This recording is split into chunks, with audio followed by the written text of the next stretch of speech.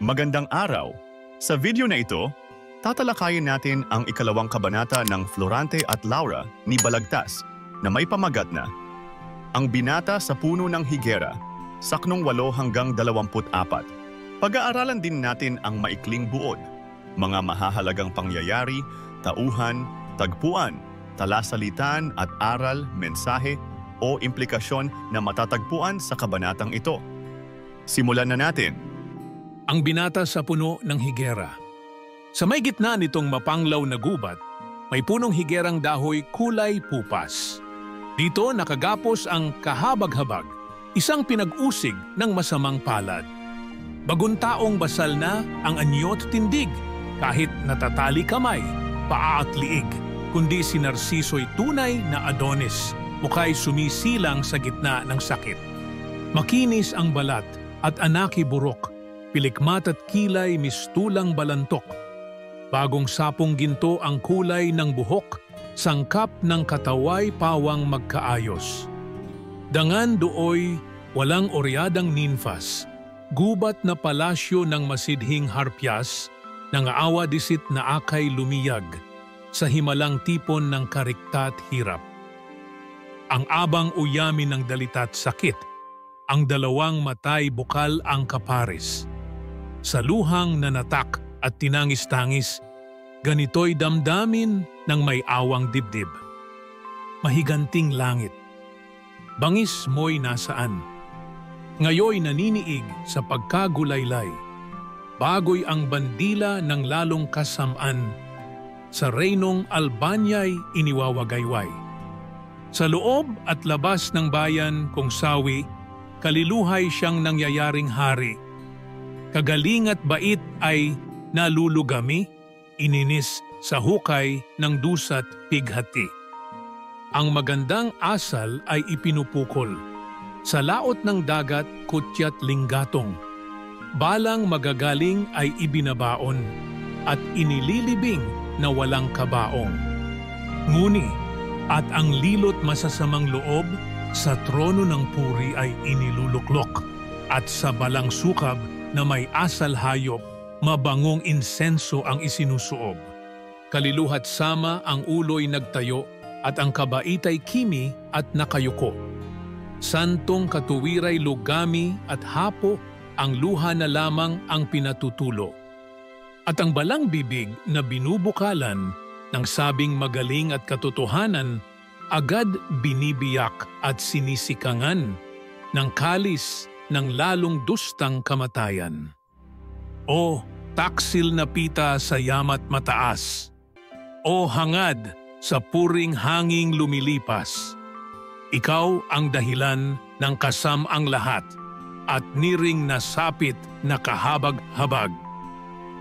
Sa korona dahil ng Haring Linceo at sa kayamanan ng Dukeng ama ko, ang ipinangahas ng Konde Adolfo, sa bugan ng sama ang Albanyang reyno. Ang lahat ng ito maawaing langit, iyong tinutunghay, ano't natitiis. Mula ka ng buong katuwir at bait, pinayagang mong ilubog ng lupit. Makapangyarihang kamay mo'y ikilos, papamilantiki ng kalis ng poot. Sa reynong Albanya'y kusang ibulusok ang iyong higante sa masamang loob. Bakit ka lang itay bingi ka sa akin? Ang tapat kong luhog ay hindi mo dinggin. Di yata't sa isang alipustat iring, 10 tainga mo'y ipinangunguling? Datapuat, sino ang tatarok kaya sa mahal mong lihim, Diyos na dakila?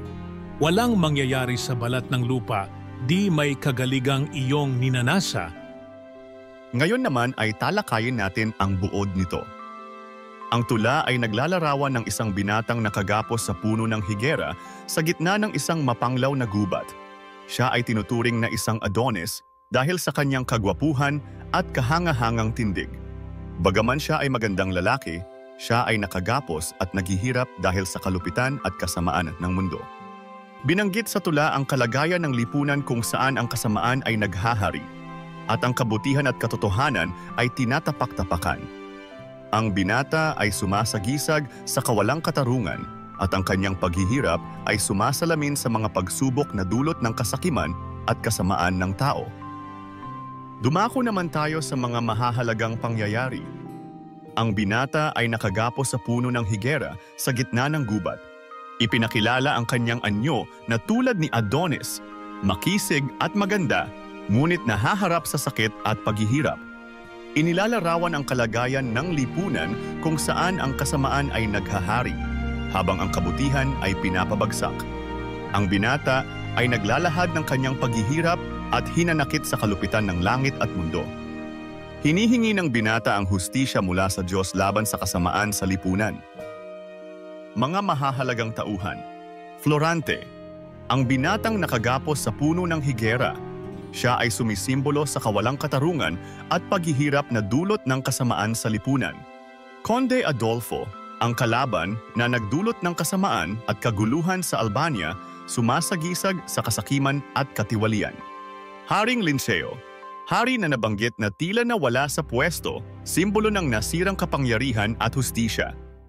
Duke Briseo, ama ng binata na nawala dahil sa kasamaan, sumasagisag sa nawawalang hustisya. Dumako naman tayo sa tagpuan. Ang kwento ay naganap sa isang mapanglaw na gubat kung saan nakagapos si Florante sa puno ng higera, simbolo ng isang lipunan na puno ng kadiliman at kasamaan. Ngayon naman ay talakayin natin ang mga talasalitaan na ginamit dito. Mapanglaw, malungkot, tahimik, o walang sigla. Higera, isang uri ng puno na madalas ginagamit na simbolo ng kalungkutan.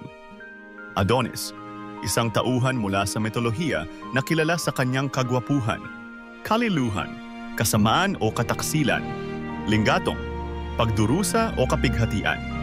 Oreadang ninfas, mga diwata o espiritu ng kagubatan. Harpias, mga halimaw na kumakatawan sa kasakiman at kasamaan.